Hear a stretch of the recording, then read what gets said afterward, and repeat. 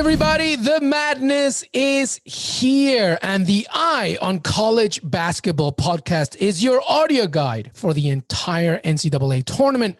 Over the next few weeks, Gary Parrish and Matt Norlander take you from Selection Sunday, which already happened, to the net cutting in Indianapolis this week. They'll help you fill out your bracket and then provide recaps after each day of action as a tournament kicks off, tips off. And if you want the best March Madness analysis, subscribe to the Eye on College Basketball podcast anywhere you find this one. So if you've already filled your bracket, but you want all that analysis, you gotta go to the Eye on College Basketball podcast right here on CBSSports.com.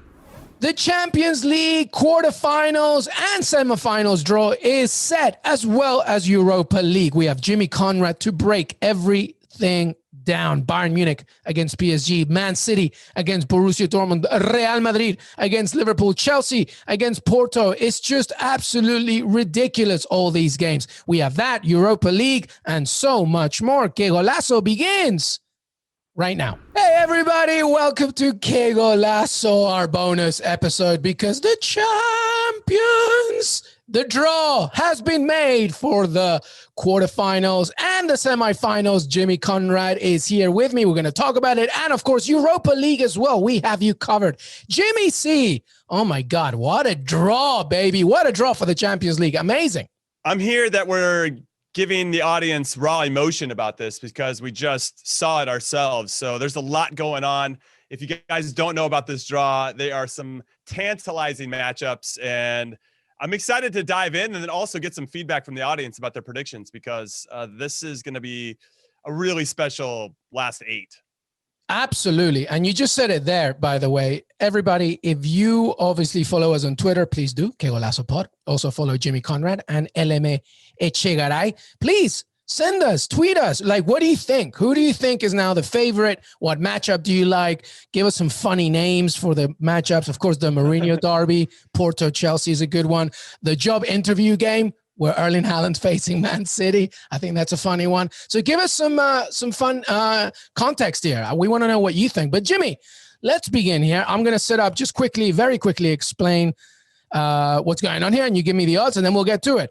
Let's talk about, first of all, here it is. Bayern against PSG. Ooh. Man City against Dortmund. Woof. Real Madrid, Liverpool. My God. And then Porto against Chelsea. Talk to me about these games. Talk to me about the odds. First and foremost, you gave woofs after the first two matchups, and then did not give woofs for the other matchups. No, I do want to say, just those are the quarterfinal matchups, but the winner of Bayern Munich PSG takes on the winner of Manchester City Dortmund. That everybody needs to know. Then Madrid, Liverpool, the winner of that takes on the winner of Chelsea, Porto. Okay, so let's just do the odds here. Man City, and there have been changes, by the way, so this is important to note. So Man City was plus 225. The draw came out. They're now plus 200. Bayern were plus 275. The draw comes out. They got PSG. They're now plus 350.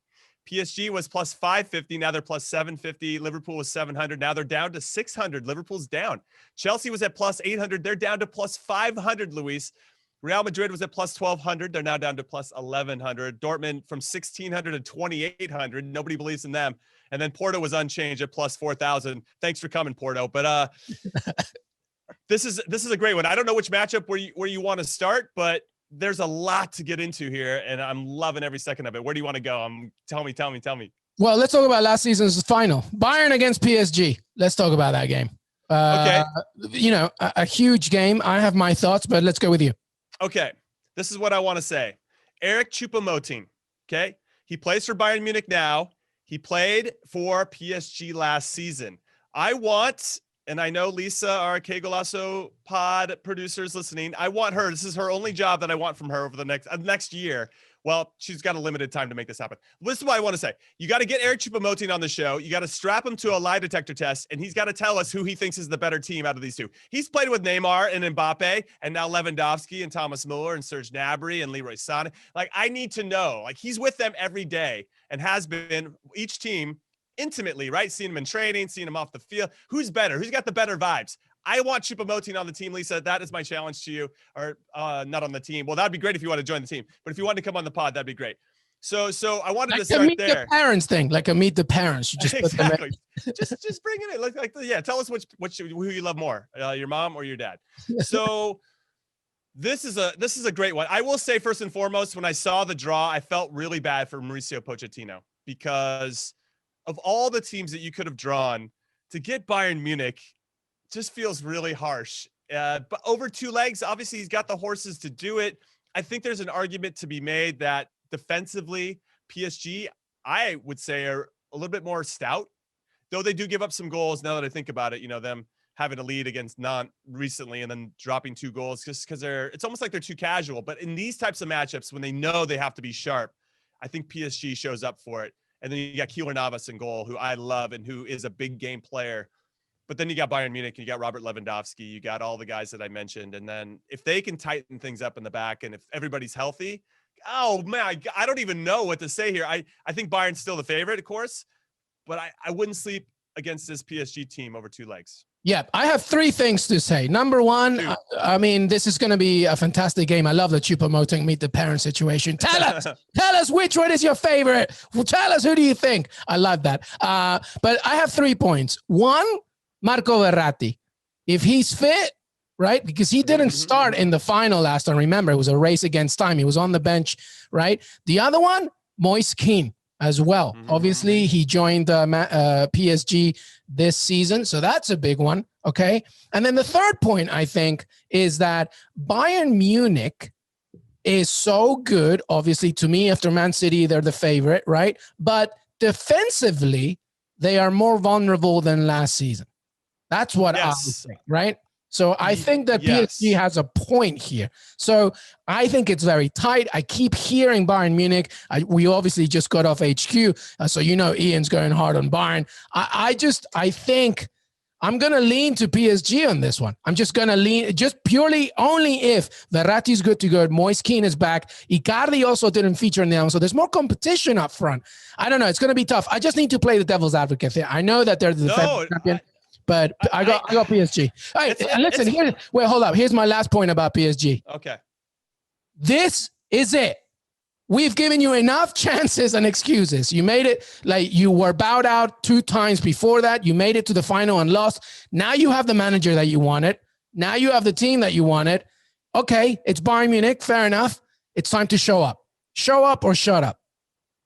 That's why you bought Neymar, right? You bought him to come in and win this competition. And for him to get out of Messi's shadow at Barcelona and for him to be the guy that's going to lead it. It must have been really disheartening when Kylian Mbappe joined the team. You're like, wow, this guy's actually maybe a little bit better than me. Whether he would say that publicly, probably not. But that must have been hard for his ego in some ways. I will say to your point about Bayern Munich, I just looked at their schedule and their last run of results. They've given up goals in 7 straight games. They gave up 3 to Arminia Bielefeld. They lost to Eintracht Frankfurt. They gave up 2 goals there. They gave up a goal to Lazio. They gave up a goal to FC Cologne. Borussia Dortmund scored 2 on them. Werder Bremen had 1. Lazio scored again against them. You're right. There are some weaknesses there. And I think that PSG, they're just better. When I look at, let me see, because Bayern were always very good defensively, right? They were good on both sides of the ball. They've given up 35 goals in the Bundesliga alone this season. That's more than 1 a game. That's very unlike them, to your point. When you look at the best defenses in the Bundesliga, RB Leipzig and Wolfsburg are the best, given only 21 up in 25 games. Now, let's go over to PSG really quick, who I believe are the best defense in all of France. Yes, they are the second best behind Lille. So they have 19 goals given up in 29 games in France. And sure, everybody's like, oh, Bundesliga is better than France and blah, blah. Yeah, okay, all right. So maybe there's an argument to be made there. That said, though, PSG just... I love the Verratti point too, because when he plays higher up the fields, they just combine a little bit better. I think they're more fluid in their transition. Neymar's got to be healthy for this, though. Yeah. They need to figure out a way to unbalance Bayern Munich, because if Bayern can maybe sit on Mbappe a little bit, they have a ton of experience, Bayern, right? So if you got Benjamin Pavard, who's really trying to get to Mbappe first to slow him down, and then they can stack up things. Goretzka can slide over in the middle. Kimmich can maybe slide over, and everybody can kind of double or triple team Mbappe and get him before he gets going. they need somebody on the other side that can hurt them. And that way it'll open up more space for Kylian Mbappe. So I love this in so many different ways, the tactical side, the psychological side, and then who's going to show up and score. I mean, what we saw last year in the final was that it was very tight, that game. If you guys remember, it was 1-0 to Bayern Munich. There weren't that many chances, but Bayern scored the chances that they did have and PSG did not. And that's going to prove to be the difference, I think, again, over these two legs. Yep, absolutely right. And the only thing that I'll add is that no World Cup qualifiers for South American teams means that South American players can rest. And, that's big for Neymar. And you mentioned it at the very top, Keylor Navas. If you have a goalkeeper like that, anything can happen. All right, let's keep going because we got plenty of games. Man City against Borussia Dortmund. In my opinion, I think you agree, the favorite, Manchester City, against Borussia Dortmund and Erling Haaland, of course. What do you see here? So first and foremost, I guess the joke is they just beat Borussia Mönchengladbach. So why don't they take another Borussia scalp this European season? I am very curious to see how Erling Haaland plays against a club that has interest in him. I think every club has interest in Erling Haaland, but his dad played for the club for 3 seasons. So there's a little bit of a tie. There's a famous picture of Erling Haaland as a kid wearing a City jersey. So I'm sure that will be seen about 3 gajillion times on It's going to be a banner at the end. Yeah, for sure. And what I want to see is that for all the love Ruben Diaz and John Stones are getting, and rightfully so this season for being so good defensively, I want to see them up against Erling Haaland. I want to see such a mobile, strong number 9. For me, this isn't about Haaland. If Dortmund really wants to get through this isn't about Haaland versus those center backs. It's the supporting players. Will Marco Reus show up? Will Gio Reyna show up? Will Jadon Sancho show up? This is a good advertisement for Jadon Sancho over these 2 legs as well. Can you perform against Manchester City? Sure, you can perform against, Bayern Munich every once in a while and RB Leipzig, but can you do it against the best team in the world right now? And that will be a nice challenge for all these young players on Dortmund. They don't have enough for me. They haven't shown enough. I think that maybe over one leg, honestly, if it was a one-off, I could see Dortmund maybe having a chance. Erling Haaland just doing something special, scoring that first goal, putting pressure on City, because we saw it against Wolves. I'm going to reference this game a lot, I think. When City went up 1-0 on Wolves, they relaxed. And then Wolves scored on a set piece. And then there was 10 or 15 minutes, Luis. I don't know if you watched this game or not. There was 10 or 15 minutes where City looked very, very vulnerable. And they were giving up chance after chance after chance because they were like, whoa, we haven't been in this situation. And Adama Traore just couldn't find his finishing boots there. Had he scored, though, in that 10 or 15 minutes, I believe Wolves would have gone on to win. So there is some vulnerability in that City team, but you have to make it difficult for them. You have to score when you get your opportunities. So I think in a one-off, Dortmund would do it, but over 2 legs against a team of this quality that's playing this well, I don't see it. I'm not going to say it's going to be easy for City, but I think they'll get through. Yeah, I'm not going to add too much to that. That was perfectly said. I agree. I think the only thing that I will say is that if Borussia Dortmund want to win this, they should just watch what Manchester United did, because Manchester United basically did the whole thing that we always talk about, the Mike Tyson quote, punch them in the face when you have a plan, and you have to kind of just be in their face. It's the only way you're going to try and do it. If you let them do something and you let them play their game, it's over. It's over. I don't care how many Erling Haalands you have. It's over. And that was my point on HQ. It was, it's good. It's difficult for Man City. Clearly a tough one, but it's doable because they can hit you in so many ways. You take away Erling Haaland away from Borussia Dortmund, and it becomes a much doable thing. Now, obviously, Erling Haaland will play. It's going to be trickier. And also, defensively, guys, Man City is the best team in Europe. They're so good. So, it's more than just Erling Haaland, although Erling Haaland is a huge part of it. But I see Man City going through. Correct? We're on the same page. Yeah. All right.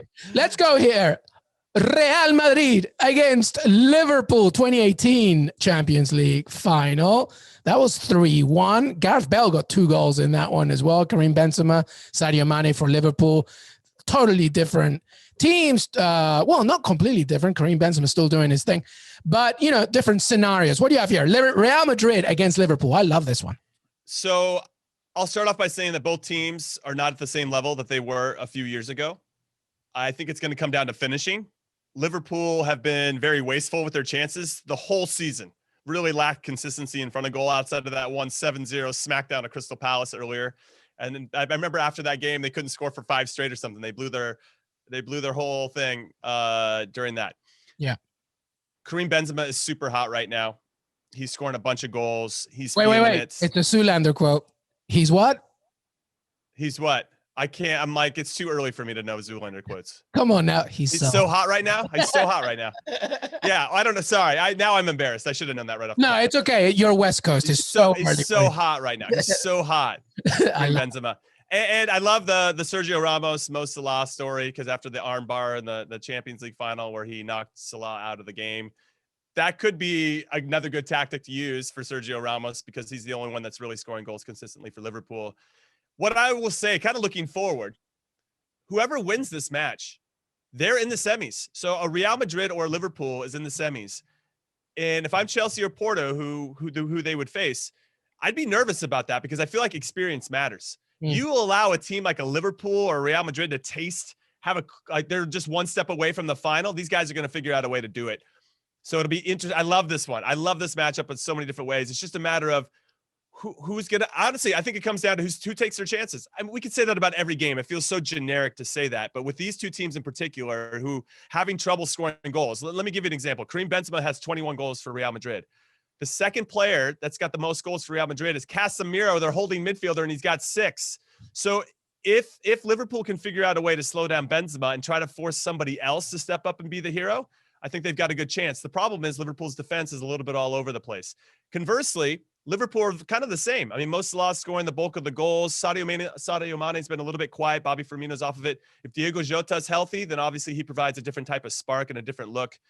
So it's going to be interesting what Jurgen Klopp decides to do. This Madrid team shows up for this competition. I can't explain it. They can be absolute crap domestically in La Liga, but in this competition, they show up and they figure out ways to win.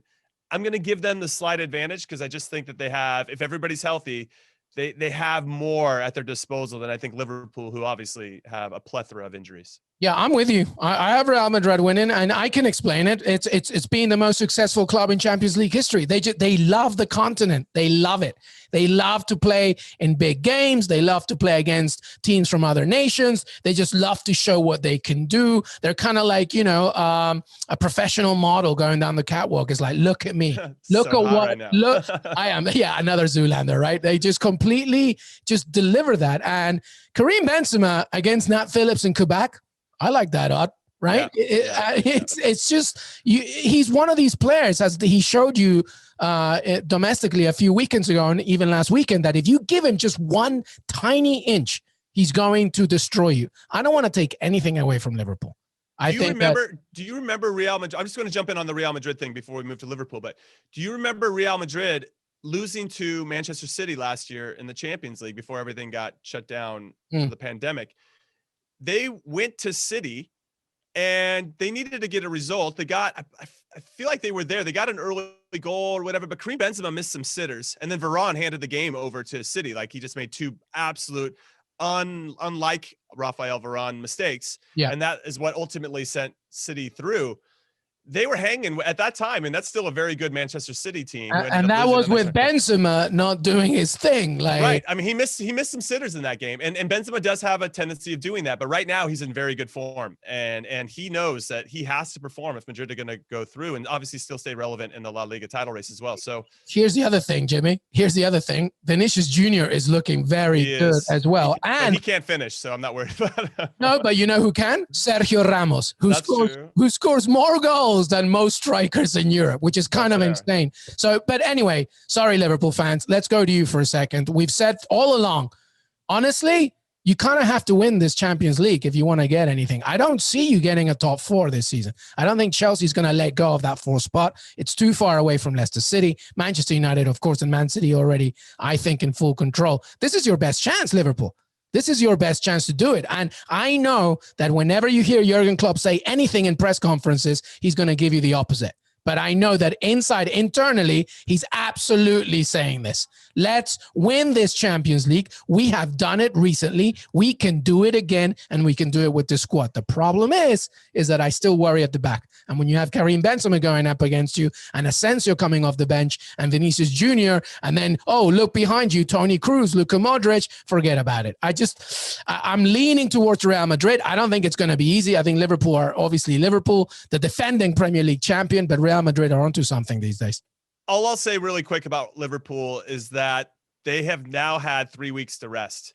They didn't have any games midweek. They finally get multiple weeks to it's unheard of given how truncated the season has been.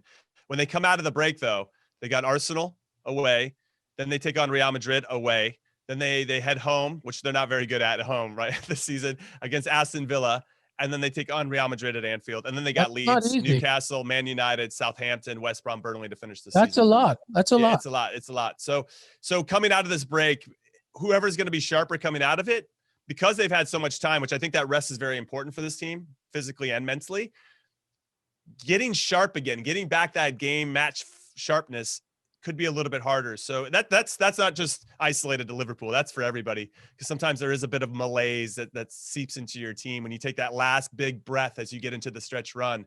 We'll see. I mean, Liverpool's got a ton of experience, so I'm not worried about that. But for some of the other players that you've been mentioning, the ones that are younger for Liverpool, this is something that they've never experienced before at this level. So we'll see how they perform. Keep an eye on that Arsenal game, because if they come out guns blazing, their next match is against Madrid in Spain. They need to play well in that one. That one will decide for me how I feel about Liverpool going into leg one.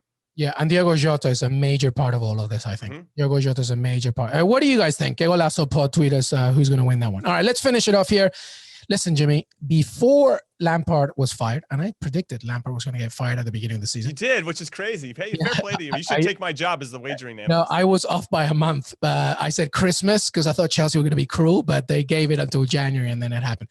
But before that, even during Lampard, I said that Chelsea's better equipped in the Champions League, Jimmy, than in the domestic league, because you just look at their squad and they're just a continental kind of team, right? They're probably more adept to teams from other leagues. And now with Thomas Tuchel, who you brought up earlier, a manager that's just been to the Champions League final, hasn't lost yet, defensively sound, just beat Atletico Madrid pretty resoundingly, to be honest, pretty comfortably. And now they face Porto, a very doable game. I don't think they've lost any time they've faced Porto previously. I see Chelsea going pretty far here. And I dare say, do they even make the final? Like, that's how, confident I am about Chelsea right now. What do you think? Porto against Chelsea, final one. Yeah, this is a really tough one. Porto had never beaten Juventus either and beat them in leg one. They figured out a way to, I don't know, they got that Granada in the Europa League vibe, right? They're the Cinderella story of this one. These are the stories I think that we look for and we root for Porto. I think I came on the pod to throw another prediction at you guys. When I looked at the original round of 16 matchups for the Champions League, I looked at Porto Juve going, I think Porto can do it. That was my big upset, my initial instinct. Yeah. And that proved to be true. And I was still, as it got closer, I was like, I don't know how I feel about it, because Juve was playing pretty well at that time. But Porto found a way. Sergio Conceição, very organized. My notes for this, when I first saw the draw, my first thought was, can Chelsea 0-0 their way to the final? Like, is that are they going to do that? Are they going to figure out a way? Obviously, they scored a couple goals against Atleti, very, very good defensive team. Atleti didn't perform well over both legs. Not only do I think that's due to Atleti just kind of hitting that part of the season, but also to credit Tuchel and their setup. Porto's going to have a much more difficult time. Porto's going to probably have to make the game a little bit more. I think Juve was trying to play and Porto was trying to punch on the counterattack. Chelsea looked to do that. So it'll be interesting to see what happens here. Pepe, I love seeing Pepe still in the Champions League. It would be awesome to see Pepe versus Sergio Ramos in the semifinals. How good is that? Yeah, it's like, how many fouls can these guys get? Who's going to get more yellow cards and red cards and fouls and cheat? Try to take his, I say cheat, but also just take advantage of what they can do and what they can do. My money's on Sergio Ramos. Yeah, for sure. He's the master of the dark arts of defending. But I wouldn't say this is done and dusted. I think that Chelsea weren't the favorites against Atletico Madrid. And talking to Jonathan Johnson, who is very familiar with Tuchel, especially when he was at PSG, he said that PSG struggled, and Tuchel struggled in particular, when he was the out-and-out favorite to win, and that his tactics were harder. He liked when he was the underdog. He liked when he had to create tactics that were a little bit more counterattacking, a little bit more we've got nothing to lose type stuff. And I wonder, because Porto are going to sit back, they're going to make it difficult. Of the draws, this one's probably not going to be the most exciting. If you're a hardcore tactical nerd, I think it's going to be great, because it's just going to be interesting to see what Conceição does against this Chelsea team and vice versa with Tuchel. I think Chelsea will probably score that one goal that they need. Olivier Giroud is going to pull some crazy, heel flick into the top corner and be the hero, because that's what Olivier Giroud does. And then in the semis, I really like Real Madrid and Liverpool. Either one of those clubs to get past Chelsea over 2 legs. If that was a one-off, I like Tuchel in a one-off. But and remember, Jonathan Johnson also said that Tuchel's very good in one-offs. And PSG got to the final last year because of the unique, circumstances where everything was a one-off in the knockout rounds. Over 2 legs, he said that Tuchel struggles. So I'm kind of curious to see I'm getting ahead of myself here. I think they will get past Porto. With all due respect to Porto, I think their dream's going to come to an end. They're 10 points behind Sporting Clube de Portugal in their league. So it looks like Sporting's going to win their first league title in, I think, a decade. So congratulations to them, maybe even more than a decade. But they've got only a 1-point lead over Braga for that last Champions League spot in their domestic league. So they still have to focus on that a little bit. Whereas Chelsea obviously still fighting for stuff. I just don't think Porto has the depth that Chelsea has. Yeah, the only thing that I'll say is that when Porto beat Juventus is because Juventus really could not offer much more against them. Whereas and they just, they were being so reactive to Juventus. You kind of have to do more when you face Thomas Tuchel. That you have to do more than that because Chelsea will, Tuchel will figure you out. They'll be like, okay, so you want to sit or you want to be selective in your press or selective in your counter? We're going to do exactly the same. But guess what? We're better at keeping the ball. So that to me is a bit of a difference. But the Mourinho derby, we'll see what happens in that one. All right, listen, everybody, we're going to take a quick break. When we come back, the Europa League. We'll talk about the Europa League because that also is super intriguing. Qué Golazo, Champions League and Europa League draw recap, talk about reaction. We'll be right back. Welcome back, everybody, to Qué Golazo, Champions League, Europa League draw reaction quarterfinals and semifinals are set. We're going Europa League draw now. Jimmy, very quickly, I'm going to give you all of them and just, tell me what you think. Sure. Granada, Manchester United, Arsenal against Slavia Praha, Ajax against Roma, Dinamo Zagreb against Villarreal, and then in the semis draw, the winner of Granada Man United face Ajax Roma winner, and the winner of Dinamo against Villarreal faces Arsenal or Slavia Praha. What do you have? Yeah, what do you think? Okay, so I'll start with Granada, Manchester United. I love the Granada story. The first time ever they're in the European competition and they get to the quarterfinals. It's next level. And they're starting to regain their form in La Liga. So they're still, I think there's 6 points behind Real Betis for the 6th spot, the last Europa League spot. So we'll see if this gives them that boost. It's unfortunate though, that they're playing Manchester United. And I actually think it's double unfortunate. I don't even know if that's a phrase, but I'm making it up, that they're hosting the first game, that Man United gets to travel to them first, because I feel like Man United are better away from home. And that's been proven this season. So for them to be able to set the tone and get a good positive result in Spain and then go back to Old Trafford and just lock it down to go through feels kind of unfair to Granada. They do have some special players. Diego Martinez, their manager, should be up for European Manager of the Year if they continue to go on this run for sure. And he should be in the conversation regardless, just due to all the injuries that they have as well. But if Granada's fit, they're going to prove to be a problem. And I love seeing Roberto Soldado, who much maligned player when he was with Tottenham Hotspur, actually outlasting Tottenham Hotspur with his current La Liga team. Bobby Soldier, by the way. So I like this matchup, but Man United, too much depth. They're pretty secure in their top 4 status, so they can really kind of focus maybe a little bit more attention, especially in that first leg of getting after Granada. So yeah, it's unfortunate. What do you think? I'm so upset because I love Granada. They're such a great team, but Lucho Garcia said it, don't completely underestimate them. They're going to be trickier than most people think. But Man United remain the favorite here. I'll just quickly add some thoughts on other games here. Ajax Roma is going to be great. I think that's going to be a great game. And in terms of Arsenal, I think you'd be the happiest. I don't want to completely underestimate Slavia Praha. They beat Rangers, of course, Leicester City, but I think I'd rather get them than an Ajax or a Roma at this point. I agree with you on that 100%. I mean, if you're going to look at all the teams that are on the list, you'd probably say, yeah, I'll take Slavia Prague. That's fine. But they have taken some scalps of teams in that area of the world, as you mentioned, with Leicester City and Rangers. So that has to be taken into consideration. I just want to know your thoughts. I don't think this Arsenal team does well as the favorites. I don't think that's a role. No, it's your Thomas Tuchel philosophy. I agree. Yeah, I think that Mikel Arteta would rather be the underdog. And so most teams would, right? It's an easier place to come from and an easier place to get everybody galvanized and rowing the boat in the same direction.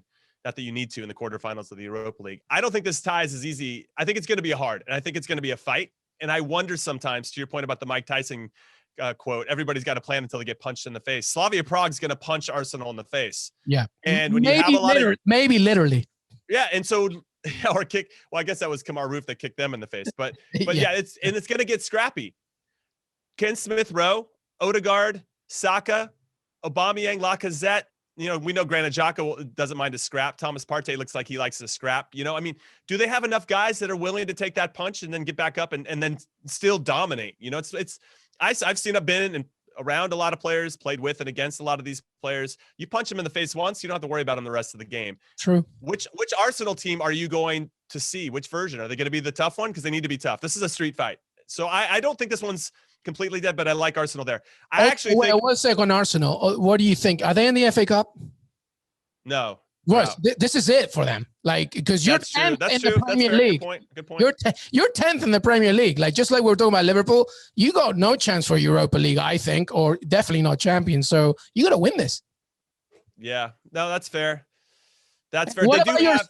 Yeah, go ahead. I don't know. They do have West Ham this weekend, right? So that win before the break, the international break, I think will dictate a lot because can they get those points? We'll see. That's such a massive game, and will have so many implications for how they address this competition and everything else. If they lose to West Ham here, then to your point, for sure, 100%, they're not getting top 6, and they're like, oh, whatever. We're mid-table. We're going to deal with it. We accept it. Now we can just focus everything on the Europa League. But if they beat West Ham and they gain those points and they jump up, they're tied with Villa and 9. They get up to 44 points. That puts West Ham at 48. But they got extra games in hand, Jimmy, too. That's true. It's going to be tough. Everything to play for, though. I mean, that'll give them a little bit more belief. But really, who I think has the best draw, honestly, is Villarreal. Yeah, baby. I honestly, Dinamo Zagreb obviously pulled the miracle off against Tottenham. Tottenham just didn't show up, and they got punished for it. You got to play 2 legs, baby. Villarreal did it against RB Salzburg, did it against Dinamo Kiev, won all of those games very professionally. They have a 100% home record in European competitions this season. Gerard Moreno, who's trying to get into the Spanish national team for the Euros, is on fire this season for the Yellow Submarine. Dinamo Zagreb, I just think they did what they were going to do. When you see a team like that was their big moment of their season. They beat Spurs. That's it for them. Yeah. Right. So now Villarreal comes in professional. I honestly think it's going to be like a 4-1 or 4-0 over 2 legs, maybe, 5-2, whatever. But Villarreal is going to get through. Unai Emery has won this competition 3 times with the Spanish team. He knows what it takes. I'm here for Villarreal taking on Arsenal. I want to see Unai Emery have a crack at a team that sacked him. 100%. And I want them to beat them. I want that. Sorry. Yeah. I want that, and I want Villarreal to win. I think that Villarreal will. I think when you look at those 4 teams, the one that's put together the most, the one that has been the most consistent in this competition, the one that can probably taste that they're in a good position to make a run to the final, is these guys. And Unai Emery knows how to maneuver in this competition. Well, I like Villarreal to get to the final. I could see a Man United, Ajax, Man United, Ajax semi, Arsenal, Villarreal, Man United in the final. Even though I like Ajax, I think they could get past Man United. Just depends on form at that point. But Man United, Villarreal in the final would be sick. No, I was literally just about to say that. My final's already set. It's Manchester United against Villarreal. But we'll see what happens. I love you, Luis. Yes, see? But hey, listen, shout out to your Roma, though, because, they could do things with Chris Smalling coming back and stuff like that. If Chris Smalling comes back. It's tough. Roma for me is too up and down. Ajax, dude, they're on a 22 game unbeaten streak and they've won 19 of those 22. I mean, they're on something fierce. And Champions League experience too. Yeah, Erik ten Hag, the manager, Dusan Tadic, the captain. They're bringing Brian Brobby off the bench, who's just it's unreal. They've just got a lot of depth. They know who they are, right? They've got their identity. Roma for me, it's just too up and down. I think Ajax over 2 legs will get them. But regardless, I see United Villarreal in the final. That should be fun. All right. Well, hey, everybody, you cannot complain. We just gave you everything there. Champions League and Europa League. Jimmy Conrad, final words before we rewind. Jimmy Conrad, final words before we say goodbye. I love when you say, I hope nobody can complain. I hope they're not complaining. And if they have a complaint, you can send it to our customer service. Lisa Roman. Lisa.Roman. She's good. That's it. You guys have nothing to complain about. We enjoy your support and for you listening, and we look forward to bringing in more magic for you in the future. Well said. Thank you, brother. Hey, everybody. I want to thank Jimmy Conrad for joining me today. Don't forget to follow us on Qué Golazo Pod. Listen to us on Apple Podcasts, Spotify, and Stitcher. Make sure that you see us on cbsports.com and watch us as well. We're on youtube.com/Qué Golazo. Enjoy the rest of your week and your weekend, and we'll see you next time.